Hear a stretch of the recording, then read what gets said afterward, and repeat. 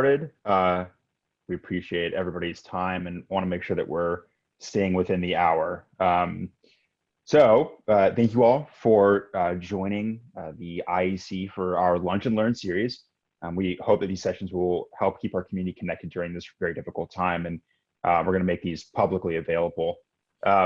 First and foremost, I just want to say to anyone that's been directly or indirectly impacted by the ongoing pandemic, IEC and the staff and everybody in our community's thoughts are with you, and we can all appreciate how difficult this time is. And it's time for empathy and hopefully a time for self-reflection and learning as well, which is what we're doing here today. But just know that we're thinking of you.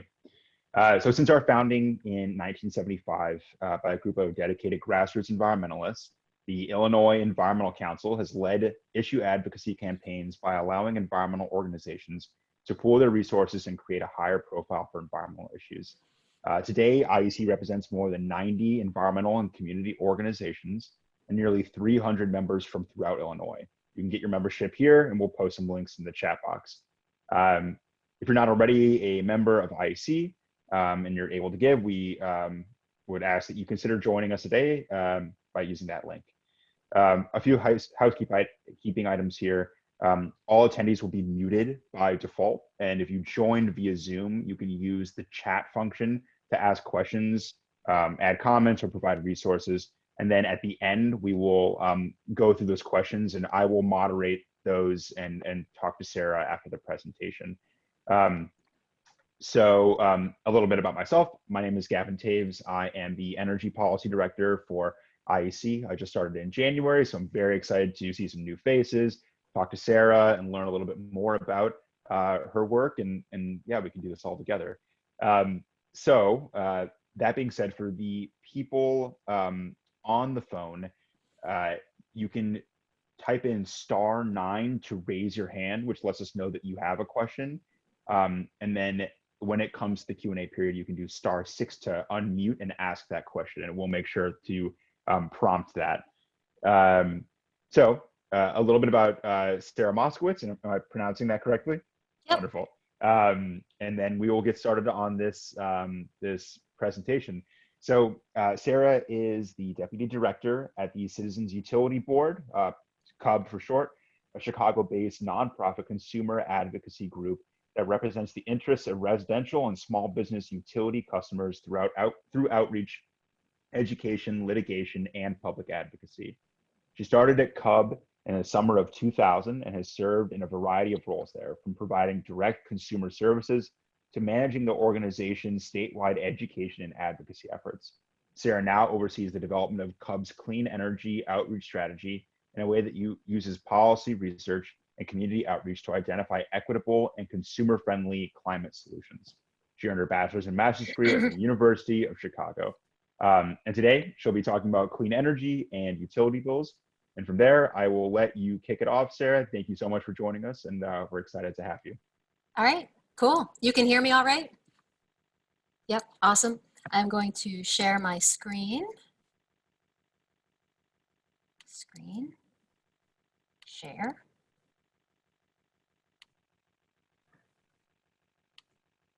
All right, cool.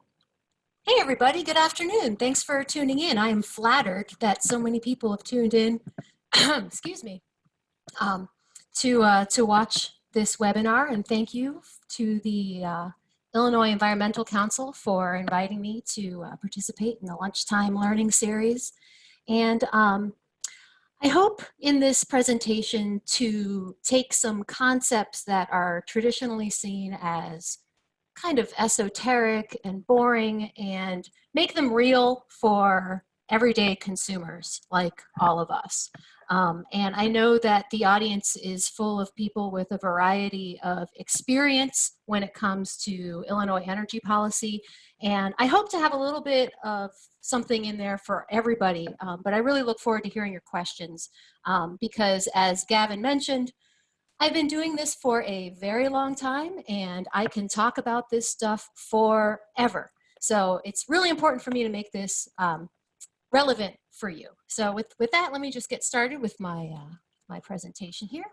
Hope it's not too goofy, but I'm trying to keep things entertaining for you guys.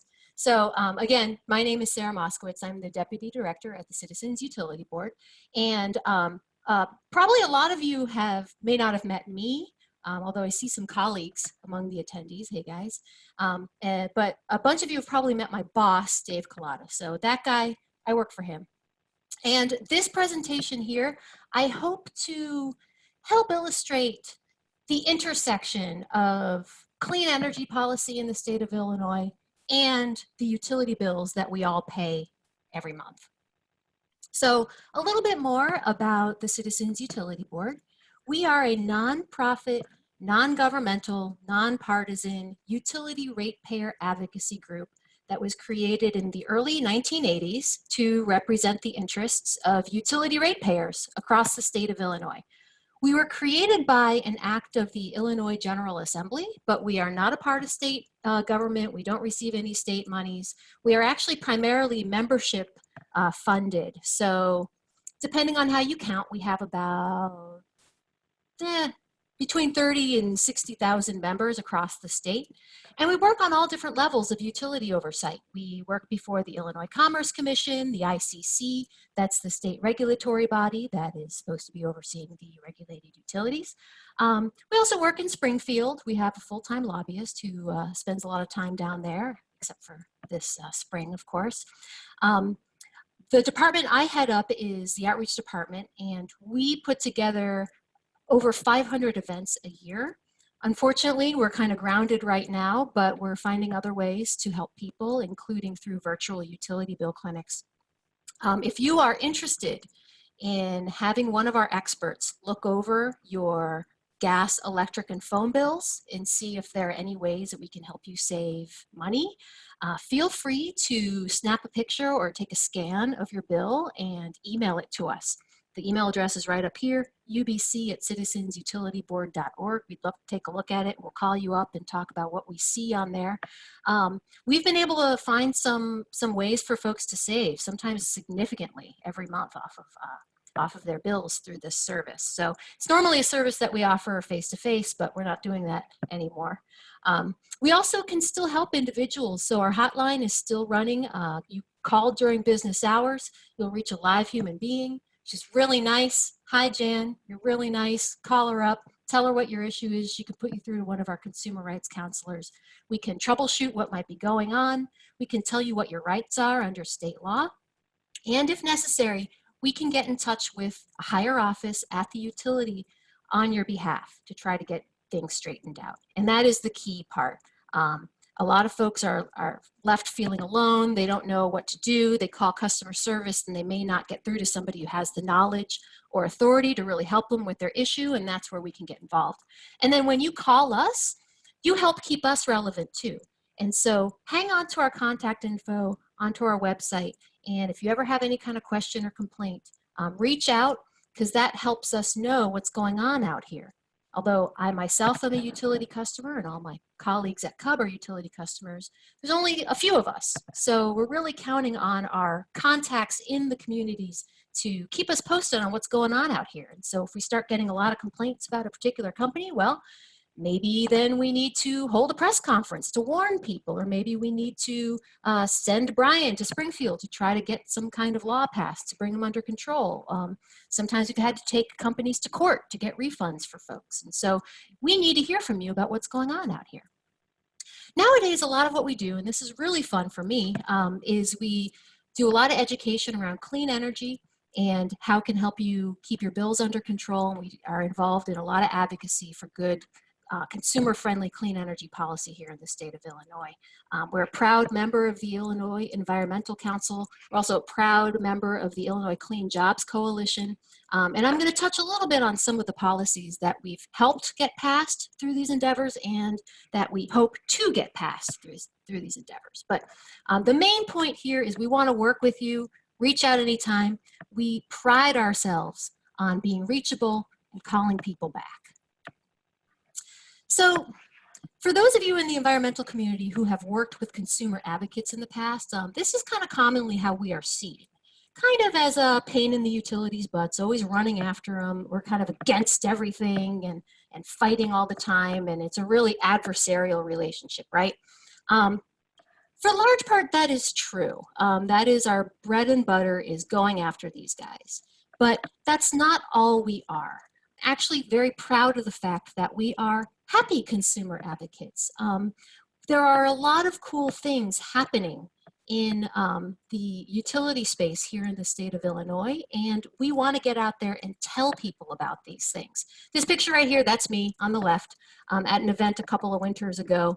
I'm entertaining this adorable girl while her mom is signing up for Commonwealth Edison's peak time rebate program.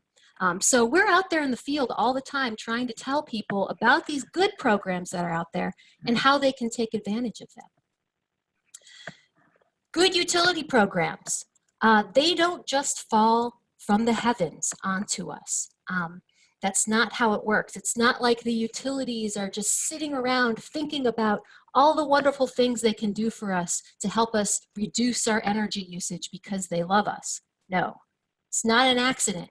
Good policy comes about as a result of really hard work being done by a variety of stakeholders, consumers, legislators, organizations, grassroots folks. It takes a lot of work to get good policies passed.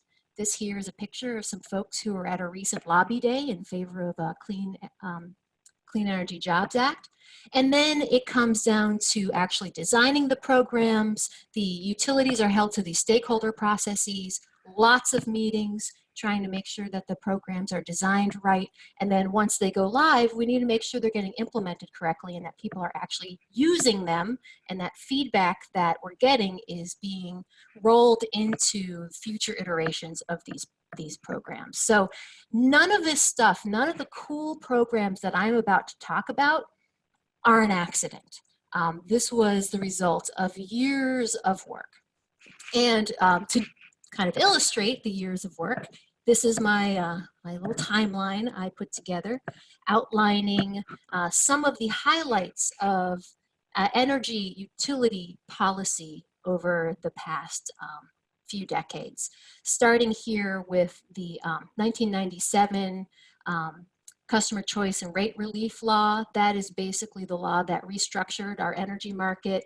2007, the Illinois Power Agency Act, it created the IPA. It also established the first statewide energy efficiency and renewable portfolio standards. So this one is basically responsible for the efficiency programs and for the targets that we first started to having to meet when it came to renewables on our grid. Then the 2011 law, Energy Infrastructure Modernization Act, that's basically the smart grid law. That is what empowered Ameren and ComEd to upgrade their distribution systems and install the smart meters that we all pretty much all have nowadays. The 2016 Future Energy Jobs Act, CEJA, we're very proud of this. We're still proud of this, even though it was back in 2016. Illinois Clean Jobs Coalition played a crucial role in getting this passed. It fixed the RPS, increased energy efficiency, did a lot of great stuff, enabled community solar. I'm going to talk a little bit more about all that stuff. And then, of course, right now, we are hard at work trying to get the Clean Energy Jobs Act passed, which builds on the progress that we made in 2016 with CEJA. A few other things about CEJA, just a little bit more detail.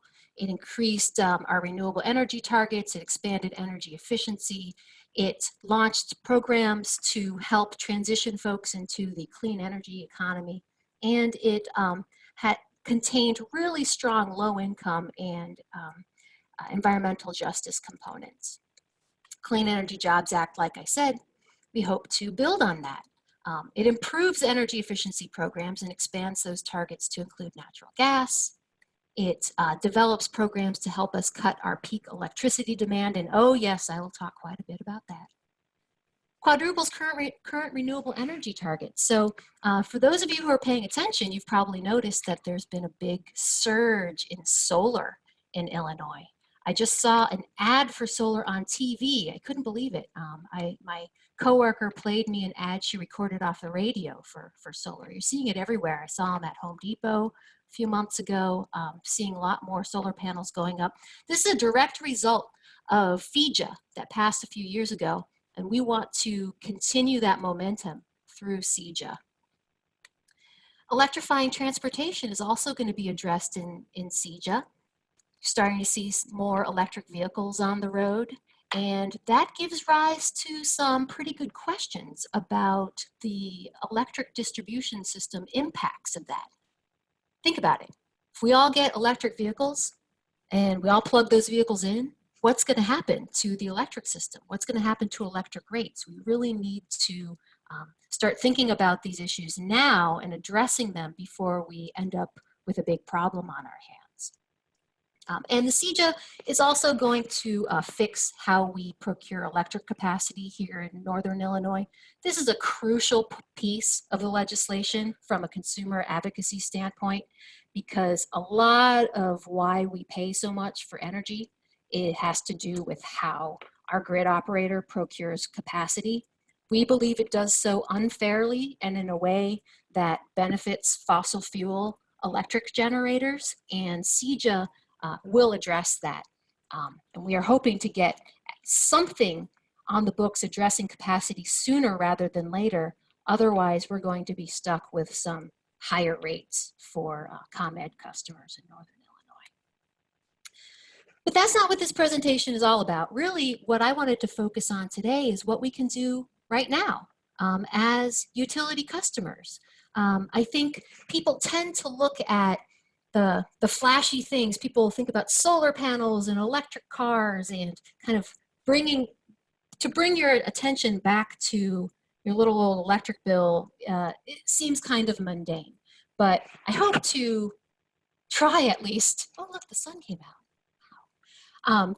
Try at least to kind of get you energized about thinking about this stuff and how it intersects with your utility bill. So I'm going to talk a little bit about energy efficiency programs, peak demand programs, a little bit about renewable energy, and I will not be able to resist talking about these green energy suppliers who continue to market across the state, trying to appeal to our desires to do the right thing vis-a-vis the environment. But I will unpack that a bit in a second.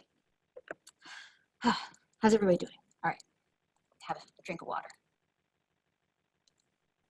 All right, so this would not be a Cub presentation if I didn't show you a picture of a bill. So sorry, I have to do it. It's basically in my DNA now. I mentioned earlier these utility bill clinics that we do. I hope some of you will consider sending us your bills, and we can take a look at them for you. But I'll show you right now what we look at when we look at an electric bill. And for all of my downstate brethren, don't worry, I am going to show you an Ameren bill in just a second, so get excited. The first thing I always want to check when I look at an electric bill is I want to double check and make sure that you are not with a, it's about to use a bad word, overpriced alternative energy supplier. And you can tell on your ComEd bill right on the front on the left here under supply. Now this particular bill belongs to my colleague Julie. She very graciously allowed me to show off her bills at presentations like this. And so Julie is our general counsel, and so not surprisingly, she is not with an overpriced energy supplier. But if you look at your own bill and you see another company's name here, you might want to just look at the back under supply, and you will see how much that company is charging you per kilowatt hour for your electricity. Right now, the ComEd price to compare is just a little bit over 7 cents a kilowatt hour. It's 7.175 cents a kilowatt hour. So if the company you're with is charging you more than that, you might want to consider going back to ComEd. Now, what if that company is promising you green energy? I'll get to that in a second. The second thing I want to check is the usage. So right here on this chart, I can see what the usage was every month for the past year. And unfortunately, I think Julie's usage is somewhat bonkers. She knows that I make fun of her usage. It's okay. We've talked about it at length. And she has her reasons. But if I were at a utility bill clinic and someone showed me their bill and this is what it looked like, I would initiate a conversation about why are you using so much? Let's try to get to the bottom of this. It might be hard for you to see, but she peaked in August of this year, and that's normal. We expect generally household electric usage to be highest in the summer when folks are using their air conditioning, and a little lower the rest of the year. However, Julie's usage this month was almost 2,000 kilowatt hours, which is about double what we would usually expect. So I'd want to find out what's going on. In the non-summer months, a typical single-family home in Illinois, I'm looking for usage of around, of course, averages are fraught and imperfect, but I'd be looking for usage of around, of around 600 kilowatt hours a month. And again, Julie's family's usage is higher than that year-round. So if I see usage that's high year-round, one of the first questions I'm going to ask is, how many refrigerators do you have? Sounds kind of silly, but that is the truth. That is probably the biggest culprit that I see on people's bills if it's really high all year. And Julie has admitted that they have more than one refrigerator. She has a large family, so I just want to make that clear. She has a large family, kind of an older house.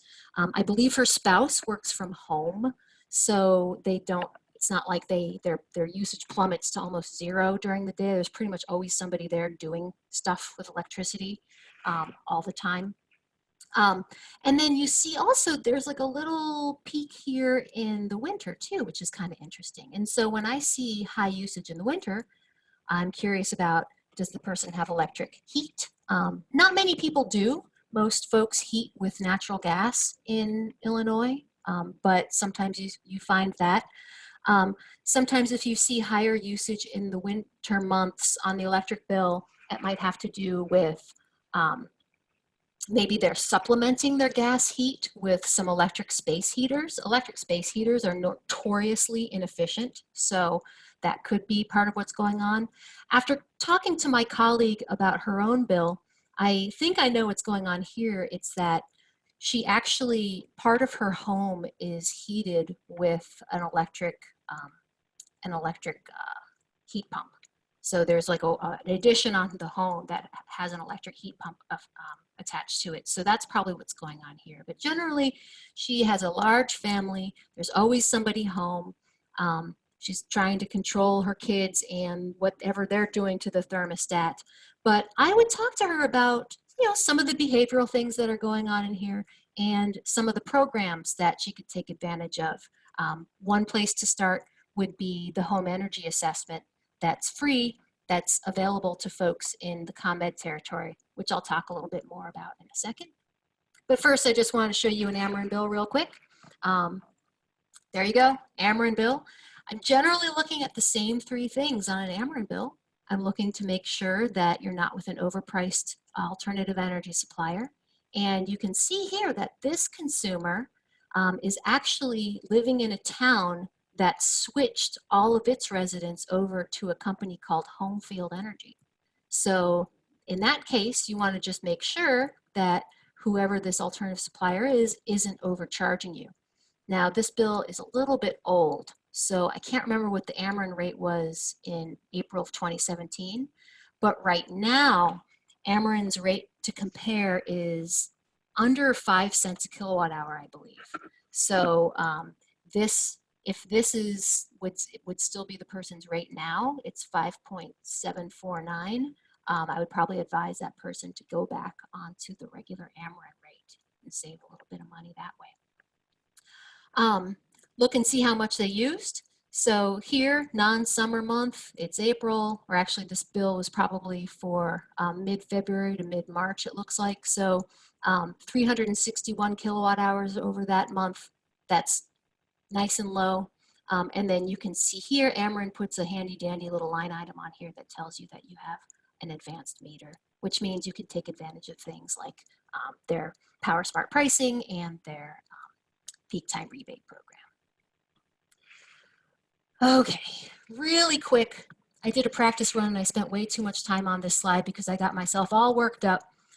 So I'm going to try and keep this short and sweet. So who here has gotten something in the mail from a company that says, switch to us for your electric supply and you'll get 100% renewables?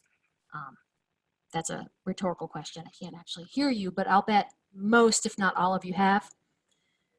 I just want to use this opportunity to explain that if you sign up with one of these companies, that does not mean the electrons coming to your house are coming directly from a wind farm or a solar farm somewhere.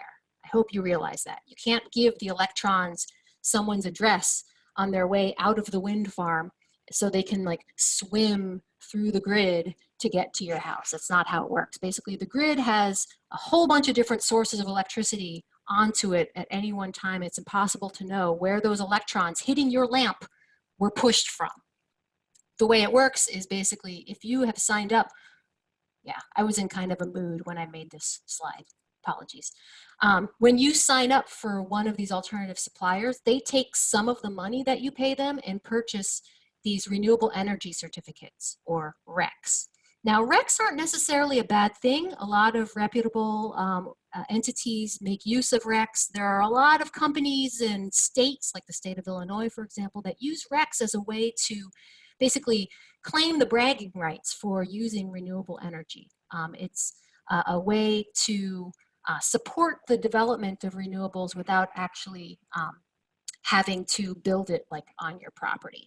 So the REC schema in of itself isn't a bad thing, but the way that these alternative suppliers utilize them, there just isn't enough oversight over what they're doing with your money to make us at CUB really comfortable recommending this, because recommending, get it? Just thought of that, obviously. Because these companies, they generally charge a premium, so you're paying more. And we don't know how much of your money is actually going to buying these RECs. We don't know where the renewable generation is. It might not even be connected to our grid here in Illinois. We don't know when these wind farms or whatever they are were built. They could be really old. They could have been built 15 years ago. And we're buying what they call stale RECs, and your signing up with this program isn't even contributing to new renewable generation development. So always want to make sure people know about this before they jump in on that, because the big fear that I have about the green alternative energy plans is, A, you might pay more than you need to be, basically overpaying. B, it gives consumers a false sense that they've done something really significant. And I'm always worried that it's going to lead people to kind of sit back and think, all right, pat myself on the back, I did a good thing, where there are actually a lot of more meaningful ways to support clean energy. All right, I already spent too much time on that. Let's talk about something cool. I alluded earlier to the free home energy saving products available through the ComEd territory home energy assessment. If you have both ComEd and Peoples Gas, North Shore Gas, or Nicor Gas at your home, you're entitled to a free assessment. This, of course, is on hold right now as a result of the pandemic. But if you haven't taken advantage of this at the moment, hang on to it, keep it in the back of your mind for when our civilization starts picking back up, because it's a great program and we want people to take advantage of it.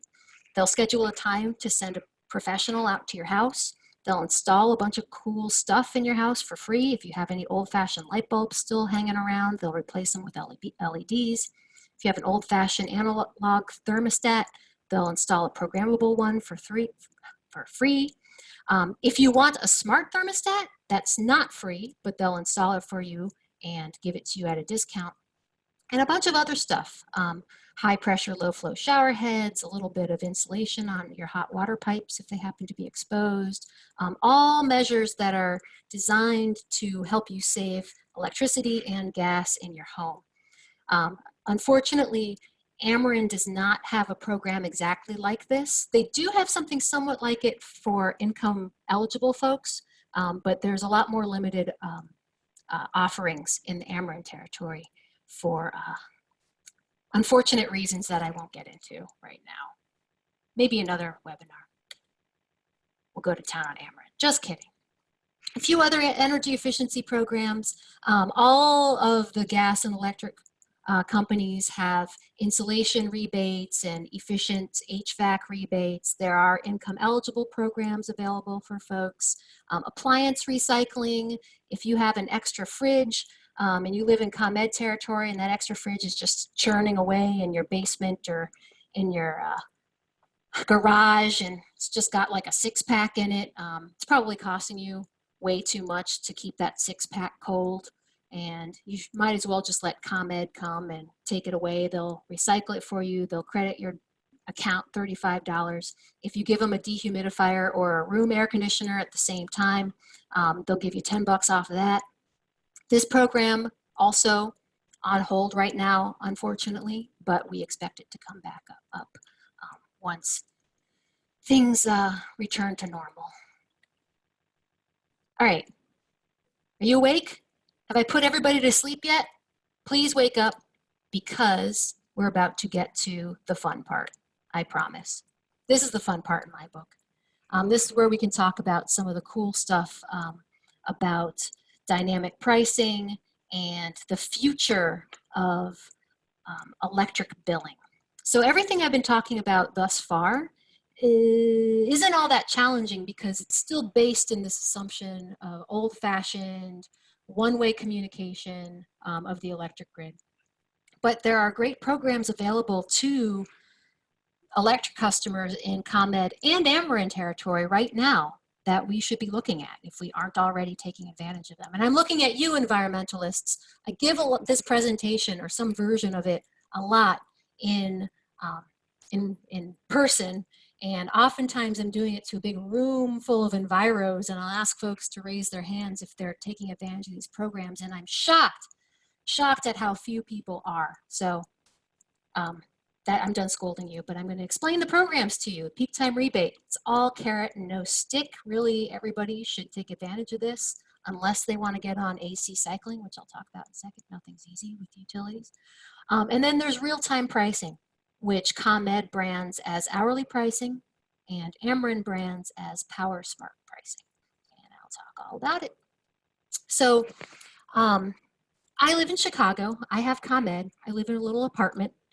And I have a smart meter from ComEd. I've had it for a few years now. And so I have registered for an online account access through ComEd. So I can log into my ComEd account online and I can look at my daily energy usage and even my hourly energy usage. So this right here is my usage chart from last Thursday, March 26th. I was working from home, like many of you probably were. And I look at this and I like to kind of put together what I was doing that was using so much electricity. And I'm sorry I don't have anything like this for Ameren. Ameren does have this feature on their website too. If you set up an online account access with Ameren, you can see your hourly usage also. So what was I doing last Thursday? Sitting around. I made a little breakfast a little later that morning. Toasted some stuff, made some coffee. I'm pretty sure that's what accounts for this little mini peak there. I ran the dishwasher in the middle of the day. That is definitely what this peak here is all about. I don't usually run my dishwasher in the middle of the day. I'm on hourly pricing, so I usually set it to go off in the middle of the night, but I needed dishes, dang it, so I ran it in the middle of the day. And then a little peek at the end there, I used my toaster oven. I got a new toaster oven. I used that to prepare dinner. And for a second, I was really excited about myself because I used my electric toaster oven instead of my gas oven, doing my part to further progress of beneficial electrification until I remembered I think I actually used my stove too. Well, so think about your own usage habits. When do you use electricity at your house? Is it in the morning? You're getting ready to go to work? Making coffee, blow drying your hair when you get home from work, you're cooking dinner, you're using your dishwasher, maybe overnight like I do. Then think about when our society, when civilization uses the most electricity, when office buildings and government buildings and factories and libraries and all that stuff is open. When is the power grid the busiest? Actually, it's all those things, but really it's air conditioning too. You take all of that stuff happening and then you lay on top of that the fact that it's a really hot summer afternoon and everybody's air conditioning is cranking. This is what causes the biggest stress on our electrical system. So I'm going to use this beautiful chart here to demonstrate this in a different way. In terms of money, because I work at Cub and we're obsessed with money. So this chart here basically symbolizes a day. The vertical axis here is the price of electricity, and the horizontal axis is the time of day. So if you are with ComEd on their standard default rate, you are paying 7.175 cents kilowatt hour all the time. Doesn't matter if you're ironing your clothes at 6 a.m. or 6 p.m. or what have you. If you had Ameren, chart would look the same, but this amount here would be 4.707 cents a kilowatt hour for the first 800 kilowatt hours I use. For those who are curious, why is Ameren's rate so much lower than ComEd's? Well, it's basically because Ameren is connected to a different grid than ComEd. ComEd, Northern Illinois, is connected to PJM's grid. Ameren is connected to the Midwestern grid, MISO. So they have different markets for the energy, and generally the MISO market is cheaper than the PJM market, unfortunately for those of us in ComEd territory. If you are with Ralph's overpriced alternative energy company, it's the same thing, just more expensive. The actual price of electricity for most of the year is down here. So what's with that? How come if the price for electricity right now is really like 2 cents a kilowatt hour, why are we paying 7.175 cents a kilowatt hour? Well, it's because we are paying not just for the electricity that we are using, but we're paying for the electricity that we could be using. So this yellow line here represents what might happen to electric demand on a really hot summer afternoon. Think about like a Venn diagram of when everybody's using the most electricity possible. It's a weekday, businesses, offices, all that stuff is open, they're all running their air conditioning, and people starting to get home and turn on their air conditioning and do their chores too. That is a peak, and that is an expensive thing. We have to build power plants to meet our needs at those peak times. This here is a picture of a natural gas fired power plant in Illinois. And remember what this looks like. If you aren't familiar with this, remember this. They usually have a little row of relatively short little stacks, and you'll see a bunch of high tension power lines coming out of it. And this is a natural gas plant, and we are building these, and a lot of them are sitting idle, not even doing anything, just waiting for when this peak in energy demand happens. And so this peakiness of our energy usage habits is expensive. This thing is expensive to build, it's expensive to connect to the grid, it's expensive to staff, it can be expensive to fuel, not to mention the fact that how does it make power? Well, by burning something. So that's not something that is really optimal. Clearly, natural gas is marginally cleaner than burning something like coal, but it's still, you still got to pull that stuff out of the ground and get it here and then burn it.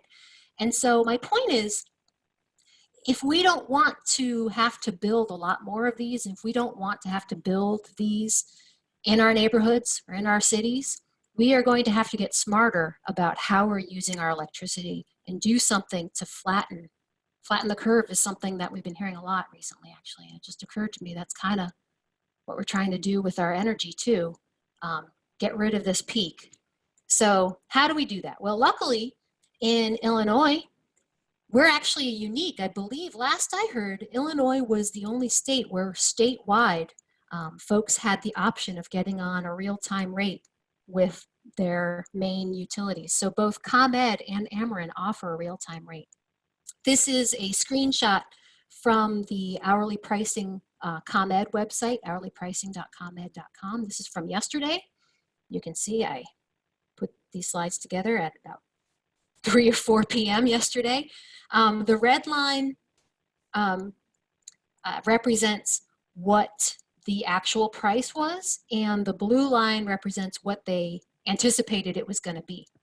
And this is down here at the bottom is 0 cents a kilowatt hour, and up here is 2.5 cents a kilowatt hour. So you see overnight it was less than a cent a kilowatt hour. Then 8 a.m. people rolled out of bed, started making breakfast, went all the way up to somewhere between 1.5 and 2 cents a kilowatt hour and stayed around that, dipped down again a little bit in the afternoon. Maybe everyone had a little nap. Not sure what it ended up doing. I'll have to look at the website and see what it actually did last night. But this is kind of typical for what you see around this time of year. I've been reading a lot about how the stay-at-home orders are really having, and the halting of a lot of businesses is really having an impact on the overall demand for electricity. And I'm not sure you can see it in our hourly rates just yet, but it is definitely pretty low. So if you were on hourly pricing, you'd only be paying this for your kilowatt hours of usage during these times instead of 7 point something cents kilowatt hour, which would have been up here. Now, for ComEd hourly pricing customers, there is an additional charge associated with that. It's called a capacity charge, and it is calculated individually for each customer. And so to be really sure if you would save money on this, you'd probably want to contact the utility to find out what your capacity charge would be. I'll tell you a secret. When you call ComEd's hourly pricing line, you are actually, now they'll identify themselves as being with ComEd, but you're actually talking to a really nice, smart person from a great organization called Elevate Energy that we work with quite a bit. Elevate was hired by ComEd to administer their hourly pricing program, and they don't want you to sign up for this program unless it's going to save you money. So I recommend giving them a call or live chatting them on their website during business hours, and they'll steer you in the right direction if you're thinking about this. I just wanted to throw in another quick screenshot here. This is from a hot summer day last year, July 29th. And so this just kind of shows what happened on that day. The prices were pretty low, 4 p.m. There was a peak. It only got up to 5 point something cents kilowatt hour, it looks like. So even that peak wasn't too high. Sometimes you see really high peaks. I've seen it happen. I don't know if this was last year, maybe the year before. It was really hot one afternoon. I think it was a Thursday. And I was at work and I was worried about what was happening to the prices, and I checked it. It went up to about 19 cents a kilowatt hour. But then by the time I got home from work, it was back down to about 7 or so. So if you can go on the website and you can look at any day, I think since the inception of the program, and see what the prices did. You can download pricing tables if you really want to nerd out. And it's really, I don't know, I think it's kind of interesting. And Power Smart Pricing, that's the Ameren version, also run by our fabulous friends at Elevate Energy. The biggest difference between the ComEd and Ameren version is predictability. Ameren, you are paying the price that was predicted the day ahead, which is kind of nice. So you don't, the risk is a little bit less. But you can see here, this is yesterday. And so the price, the highest it got was just a smidge over 2 cents. So even though Ameren is only 4.7 cents kilowatt hour, it still would have been cheaper for folks to be on this rate. I'm on hourly pricing. So far, I've been on it for 1 year and 4 months, and I've saved over $100, which is really a testament to how little energy, to how easy it is for me just to not to use any electricity at those peak times. And I don't have air conditioning, so my capacity charge is really low, but it's just an example of, this is an email that I got recently telling me about my results. If you have an electric car, or if you heat your home with electricity, hourly or Power Smart pricing is a really good idea for you. If you have that electric car, of course, you can control when you're plugging it in. So all of the people I know who have electric cars are on hourly pricing, and they really like to boast about how much money they're saving by doing that. You plug that sucker in overnight and you're paying next to nothing for your car's fuel, basically. So it makes a ton of sense. And then with electric heat, a similar concept. If you have electric heat, your usage is really high in the winter. Well, prices are generally pretty low in the winter. They're high in the summer when everybody's using air conditioning. So folks with electric heat also are in a good position to save money by being on these programs. Okay, everybody take a breath. Almost done. Peak time rebate. ComEd calls it peak time savings. Ameren calls it peak time rewards. This is that all carrot, no stick program I was telling you about. Basically, those peaks I was showing you before, the utility will notify you in advance if they think there's going to be a peak. And if you manage to reduce your usage during that time, you get some money off your bill. ComEd, it's set at $1 off for every kilowatt hour you save. Ameren, they don't know yet how much you're going to save, but it might be something. This, again, has to do with the fact that Ameren is on a different system than ComEd, so the costs are a little bit different. But either way, it can't hurt to be on this program. If they call an event and you're able to save a little energy, then it's just a little extra boost. You get a little bit of extra money off your bill. ComEd customers also have the option of being on central AC cycling, the very imaginatively titled central air conditioning cycling. This is a surer thing, but you have to have central air at your home to get this. And depending on what version you sign up for, you can save $5 or $10 off your bill every month in the 4 summer months. And I've met a lot of people on air conditioning cycling in my travels. And basically what happens is they put a little device on your central AC unit. It'll cycle off the compressor during these peak periods, but your fan will stay on. And they're very cautious about doing this. They don't do it a lot. And whoops, I have never met anybody who noticed that their air conditioning was being controlled by ComEd. You'll get a little notification, so they warn you, but I've never met anybody who felt uncomfortable as a result of it. So it's kind of another kind of free money kind of situation for not really much risk or discomfort. The key thing about this program is it's only in ComEd territory right now, and you have to choose either this or the peak time rebate. You can't have both at the same time. Finally, I want to talk a little bit about solar because we're getting a lot more consumer inquiries about it. A lot of us, like I mentioned, have encountered marketing from various kinds of solar companies. Some of them are selling leases, so their big pitch is that it's free or it's no money down. Really, it's a lease, so you're usually signing a 20-year lease and you're paying them a certain amount every month to lease those panels, and then you see some savings on your bill. But buying the panels outright is a much more realistic option for homeowners nowadays as a result of a variety of factors, including technological advancements, just the lowered cost of solar panels, although it'll be interesting to see how current events might impact that. State incentives, CEJA, like I mentioned, and hopefully ongoing CEJA has set up some state incentives where the state will actually buy your RECs from you. Remember I was talking about RECs? Well, if you have your own solar panels, you can sell your RECs to the state and they'll pay you good money for those. And then there's still a federal tax credit. It just went down in January, but it's still 26%. So basically you get 26% back in taxes.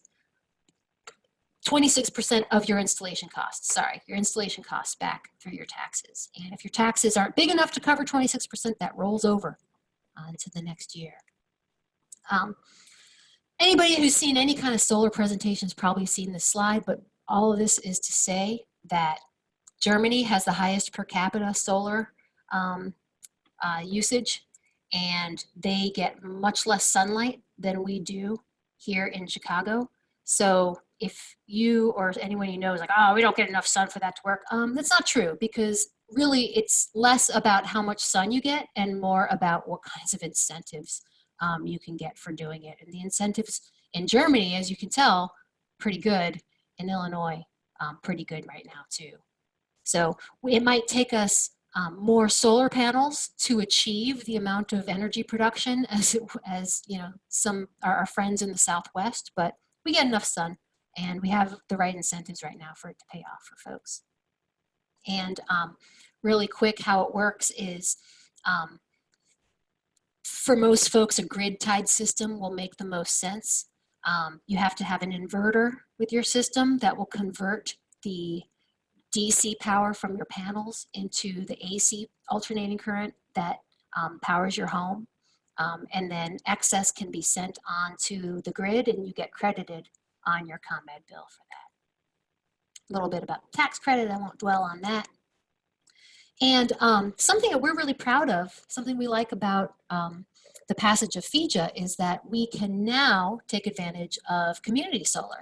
So I mentioned earlier that I live in an apartment, I rent it. A lot of people I talk to don't get enough sun at their house, or they are experiencing other barriers. So community solar is an option for those of us who can't install solar right on our houses. So community solar works basically.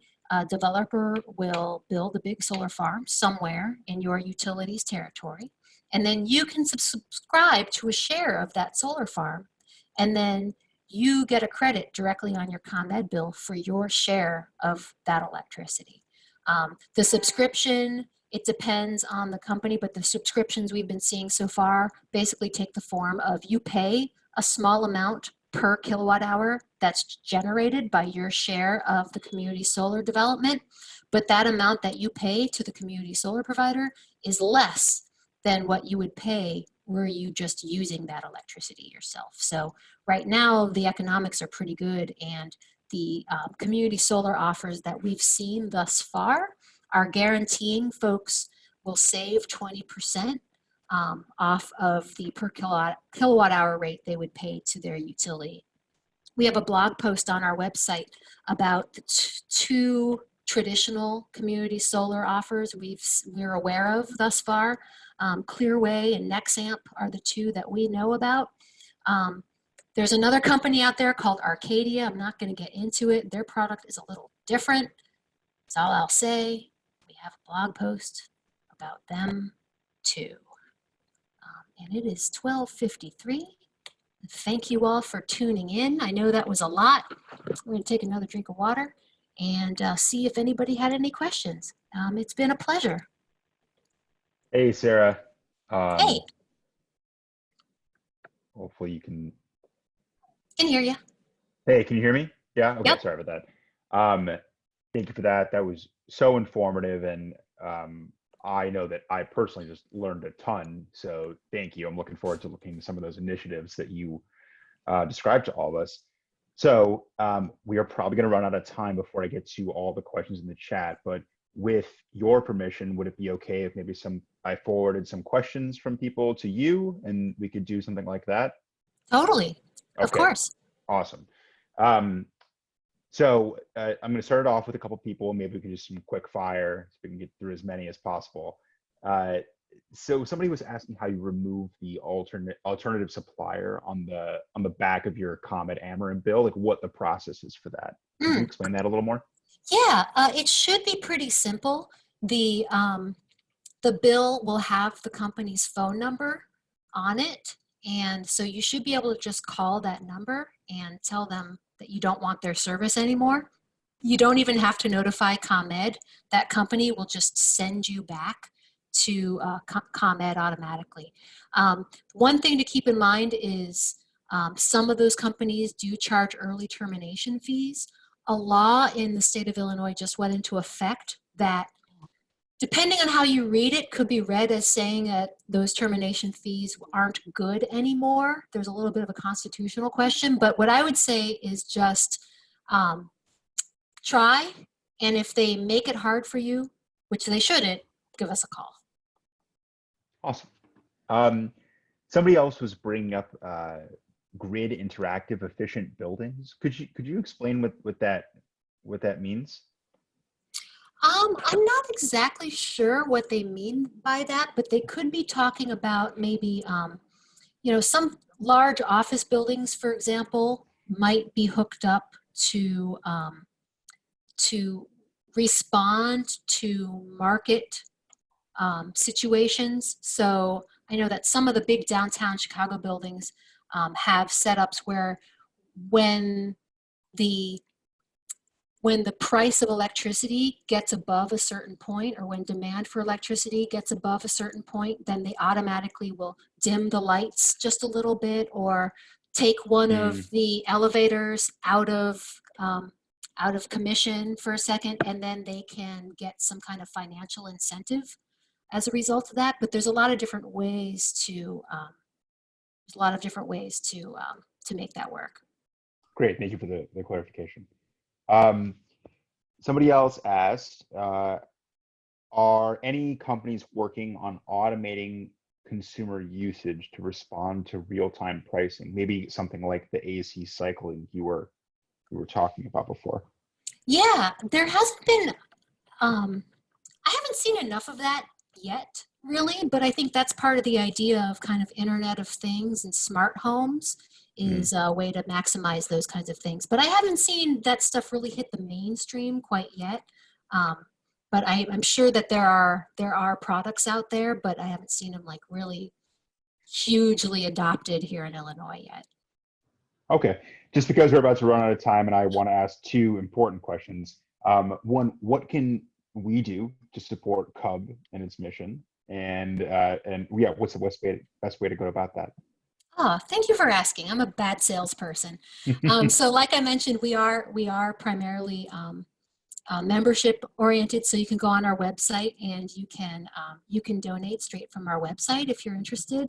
That's probably the best way to do it. You can also sign up for our action alerts. We send regular emails out about things we're trying to get done in Springfield or at the federal level, not to mention a bunch of helpful tips for residential users. Awesome. And the last one, which I think could be a good takeaway for people, what, in your opinion, is the single best way to both reduce energy consumption and lower bills? If people are going to walk away from the presentation today and do just one thing that you recommended, what would you do? Oh my gosh. I know that's a tough one. Is there one? Maybe that's a better question. Yeah, I'm going to be annoying and say there isn't one size fits all for all people. As you could probably tell, I really do like the dynamic pricing options out there. I think that's going to be the wave of the future, is just getting people to think about how they're using energy and when they're using energy. So I think it's really special that we all have access to something like real-time pricing here in Illinois. But take advantage of the programs that are around. Look into the incentives in place to help you use a little less. Yeah, I have a friend who works in HVAC. This doesn't apply to me because I live in a big building and we have, we have steam heat. But I asked him the same thing, and his one thing he said was, clean your dang filters. So if you live in a house where you have HVAC and you have filters, clean your dang filters.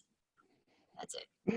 I love it. I love it. Thank you. Okay, well, it is the top of the hour now, so we're going to cut this off. But Sarah, thank you so much for your time, for your expertise, and for that really detailed and awesome presentation. I know it was great, super informative for me. So thank you. To everybody that was able to join today, thank you. This webinar will be recorded and it will be posted on the IEC website.